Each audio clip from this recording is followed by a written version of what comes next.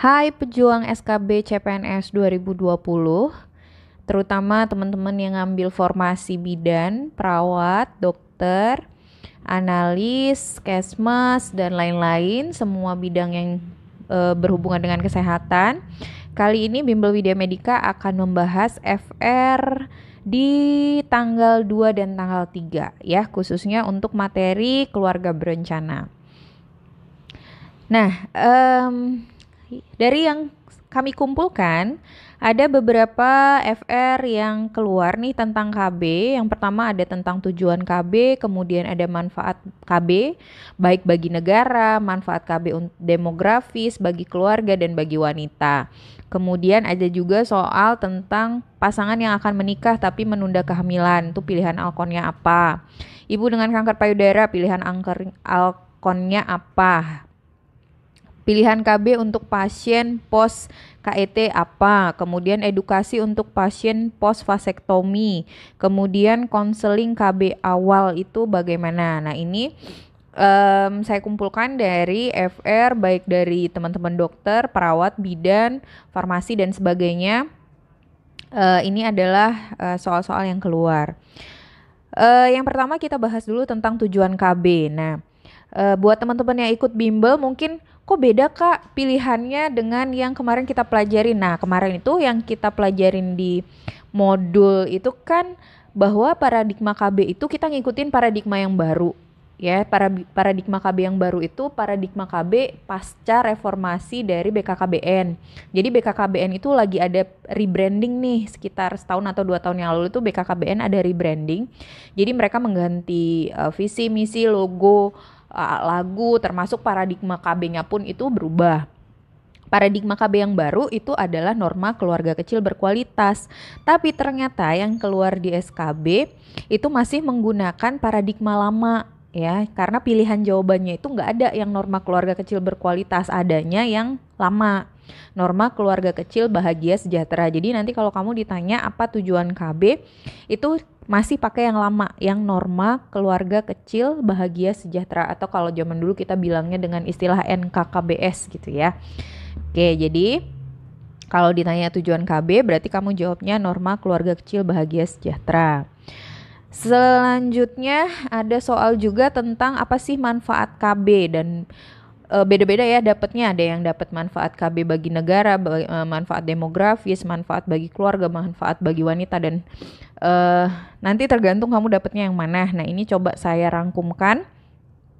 Kalau kamu ditanya manfaat KB bagi negara, maka bagi negara manfaat KB itu adalah untuk menekan laju pertumbuhan penduduk. Ini jelas ya, tertulis di websitenya BKKBN itu tujuan manfaat KB bagi negara itu adalah untuk menekan laju pertumbuhan penduduk. Kemudian manfaat demografis KB apa? Manfaat demografis KB adalah untuk menekan kepadatan penduduk. Lalu bagaimana manfaat KB bagi keluarga? Manfaat KB bagi keluarga adalah untuk meningkatkan kesehatan ibu dan anak dan mengendalikan serta menjarangkan jumlah anak ya. Kemudian manfaat KB bagi wanita. Manfaat KB bagi wanita adalah yang pertama mengatur dan menjarangkan kehamilan, meningkatkan kecukupan ASI dan pola asuh yang baik bagi anak, dan menurunkan risiko kematian ibu dan bayi. Nah, nanti tergantung deh pilihan jawabannya adanya yang mana ya. Itu untuk manfaat KB. Oke, kemudian ada pertanyaan lagi.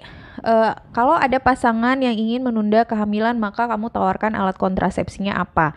Nah, ini saya tampilkan fase-fase pemilihan alat kontrasepsi yang ada di Permenkes ya. Saya lupa nomor Permenkesnya nomor berapa ya, nomor 97 kalau nggak salah. Di situ dijelaskan bahwa ketika kita memberikan konseling KB, hal pertama yang harus kita lakukan adalah menilai si klien kita itu ada di fase mana. Apakah dia fase mencegah, menjarangkan, atau fase tidak hamil lagi? Dari mana kita lihat? Kita lihat berdasarkan usia, ya, usia dan tujuannya. Kalau dia di usia kurang dari 20 tahun, ya, jadi kalau usianya kurang dari 20 tahun, atau kalau dia usianya sudah di atas 20 tahun, tapi dia belum ingin hamil.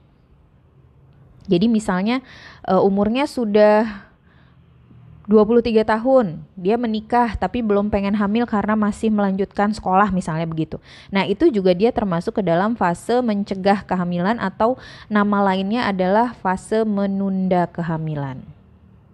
Nah, sedangkan kalau dia berusia di antara 20 sampai dengan 35 tahun, artinya ketika dia masuk ke dalam usia reproduksi, maka pilihan alat kontrasepsinya adalah yang menjarangkan kehamilan.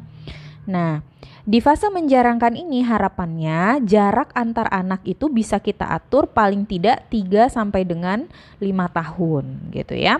Kemudian ketika usia dia sudah di atas 35 tahun, ini kan sudah masuk ke dalam risiko tinggi ya, jika dia hamil lagi maka dia masuknya adalah ke dalam fase tidak hamil lagi.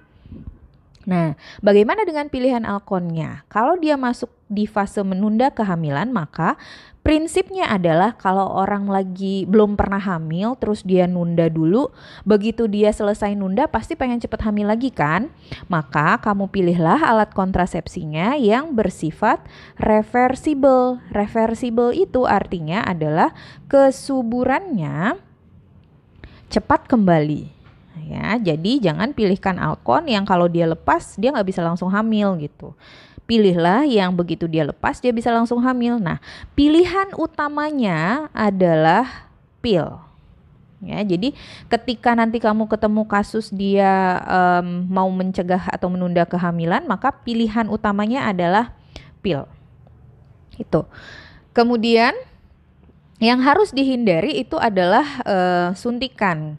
Kenapa harus dihindari? Karena suntikan itu dia kesuburannya lambat kembali.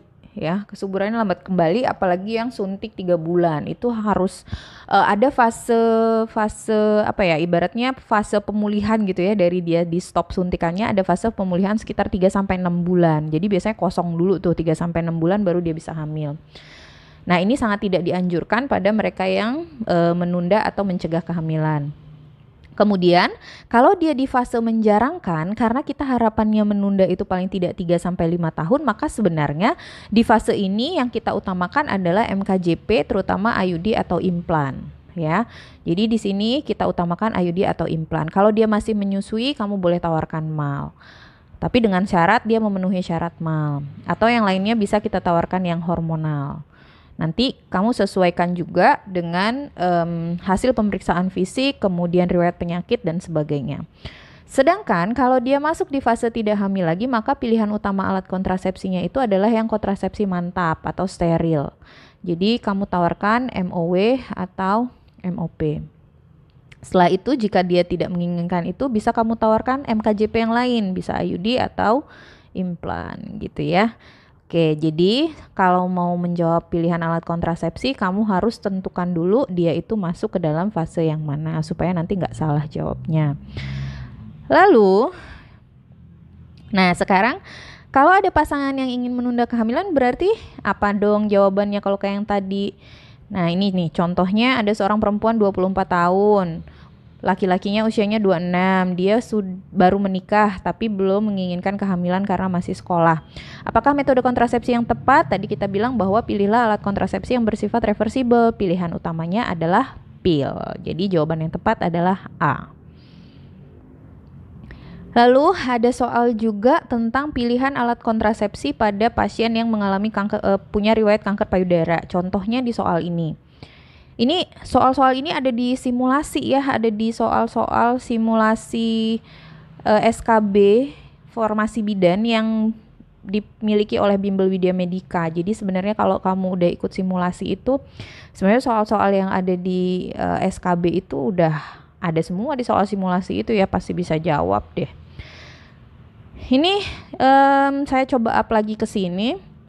Kalau ada soal dia ibunya punya riwayat kanker payudara, maka apa pilihan kontrasepsi yang akan kamu tawarkan? Mini pil, pil kombinasi, suntikan DMPA, suntikan AKDR atau Norplan. Yang mana ya? Nah, kalau ketemu soal begitu, kamu jawablah AKDR. Kenapa? Ingat prinsipnya bahwa klien dengan riwayat kanker payudara itu tidak boleh menggunakan alat kontrasepsi yang mengandung hormonal, ya. Terutama progestin dan suntik kombinasi itu harus dihindari. Ya, jadi semua jenis kontrasepsi progestin, misalnya suntikan 3 bulan atau mini pil itu tidak boleh. Suntikan kombinasi itu juga harus dihindari. Nah, pil kombinasi sebenarnya masih dapat diberikan, tapi karena tadi dalam soal dikatakan bahwa usia anaknya 1 tahun dan masih menyusui, berarti tidak boleh dia pakai pil kombinasi. Maka jawaban yang paling tepat itu adalah AKDR atau IUD, karena IUD ini paling aman untuk diberikan kepada pasien dengan kanker payudara dan juga aman untuk diberikan kepada klien yang menyusui gitu ya. Jadi sekali lagi, kalau ada kanker payudara, maka hindari semua jenis kontrasepsi progestin dan juga suntikan kombinasi. Pil kombinasi masih boleh diberikan, tapi lihat juga soalnya. Pil kombinasi itu tidak boleh diberikan kepada klien yang menyusui. Jadi kalau dia menyusui, maka lebih baik kamu pilihlah KDR yang paling aman dan juga boleh digunakan oleh ibu menyusui, seperti itu. Oke, lalu ada soal lagi. Bagaimana pemilihan alkon pada wanita dengan riwayat kehamilan ektopik terganggu? Ini juga udah ada di soal simulasi. Saya bawa ke sini nih soalnya, saya up ya. Jadi ceritanya ada seorang perempuan berusia 30 tahun P3A1 datang ke BPM ingin menggunakan KB. Kehamilan terakhir dia mengalami KET. KET itu kehamilan ektopik terganggu ya, atau orang bilang hamil di luar kandungan, dan telah menjalani laparotomi. Klien mengatakan ia tidak mau menggunakan IUD karena ia ingin hamil lagi dalam beberapa tahun dan tidak ingin menggunakan kondom. Berat badannya 57 kg, tensinya normal, suhunya normal. Apakah alat kontrasepsi yang bidan tawarkan kepada klien? Apakah pil progestin, AKDR progestin, implan, suntik progestin, atau pil kombinasi? Mana nih yang mau kamu tawarkan? Oke, nah yang bisa kamu tawarkan itu adalah pil kombinasi. Kenapa? Gini, kehamilan ektopik itu bisa terjadi berulang, itu yang pertama. Jadi kita harus menghindari penggunaan alat kontrasepsi yang berisiko menyebabkan kehamilan ektopik.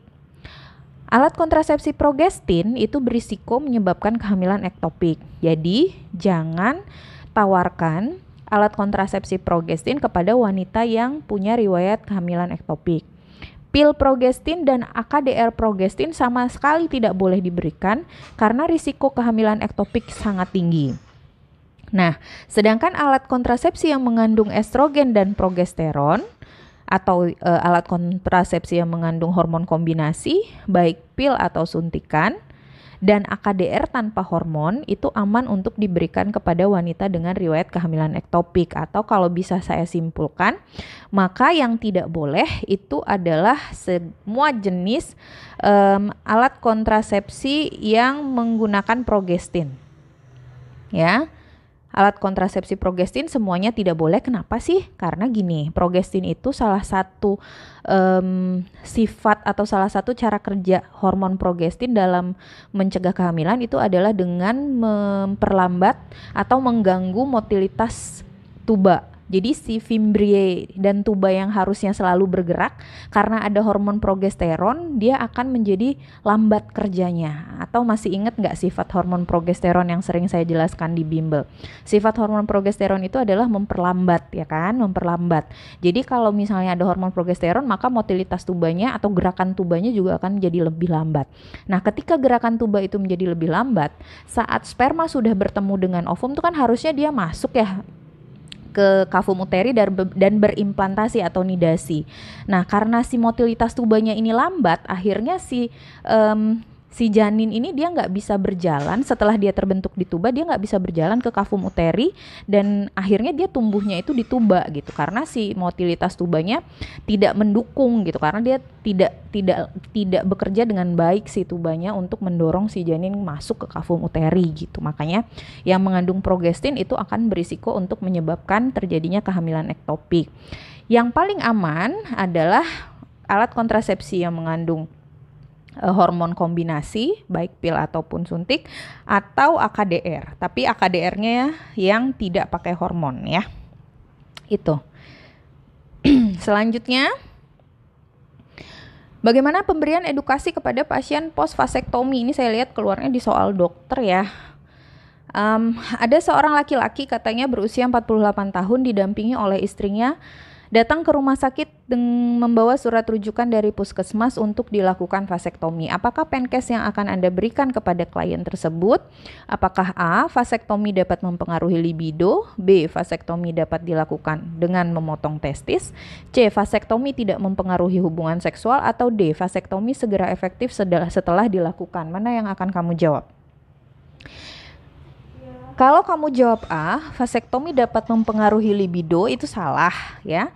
Karena vasektomi itu tidak mempengaruhi hormon reproduksi, tidak mempengaruhi fungsi penis, tidak mempengaruhi persyarafan ataupun pembuluh-pembuluh darah yang ada di penis. Karena kalau misalnya fungsi seksual itu kan sebenarnya berhubungan dengan saraf, hormon, dan pembuluh darah. Tapi pada vasektomi itu sama sekali tidak terganggu karena yang dipotong itu hanya saluran yang menyalurkan sperma gitu. Jadi tidak ada hubungannya dengan libido ataupun fungsi seksual. Kemudian yang B, vasektomi dapat dilakukan dengan memotong testis, bukan testis yang dipotong tapi vas deferens. Jadi pilihan B salah. Yang C, vasektomi tidak mempengaruhi hubungan seksual. Betul, karena tadi saya sudah jelaskan bahwa hanya dilakukan pemotongan vas deferens sehingga tidak terganggu hubungan seksualnya. Kemudian yang D, vasektomi segera efektif setelah dilakukan. Salah, karena vasektomi itu tidak bisa segera efektif. Setelah vasektomi harus ditunggu selama paling tidak 3 bulan atau sekitar 20 kali ejakulasi baru dia efektif. Jadi kalau misalnya ada si suaminya mau vasektomi, maka si perempuannya jangan boleh langsung lepas KB. Jadi dia masih tetap harus pakai alat kontrasepsi sampai 3 bulan pasca vasektomi atau sekitar 20 kali ejakulasi. Kenapa? Karena masih ada sisa-sisa sperma di saluran dari vas deferens sampai dia dikeluarkan dari penis itu kan panjang ya salurannya gitu. Nah, di situ masih ada sisa-sisa spermanya.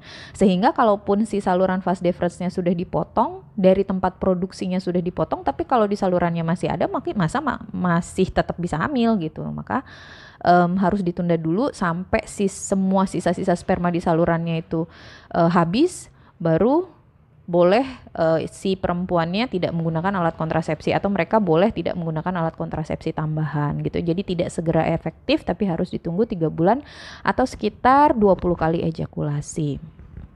Dah, itu untuk materi KB.